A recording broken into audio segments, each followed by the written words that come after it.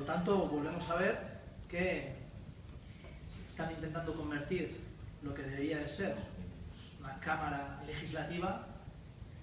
en una cámara del veto a la acción parlamentaria. Y en este caso, una vez más, a la acción parlamentaria de Euskal Herria Bildu. Porque si no estamos aquí para debatir y si no estamos aquí para hacer propuestas de leyes, ¿para qué estamos entonces los y las parlamentarias en esta Cámara? La realidad es que una vez más el Partido Nacionalista Vasco, y en este caso el gobierno vasco, quiere volver a evitar un debate que le es incómodo. Un debate que pone sobre la mesa el hecho de que este gobierno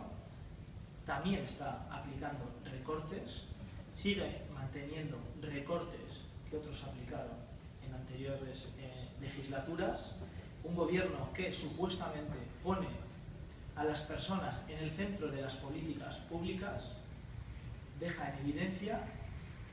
que la prioridad es cuadrar presupuestos que tienen obras con el tren de alta velocidad y no son las personas, porque se pueden cuadrar presupuestos dando prioridad en primer lugar a las personas.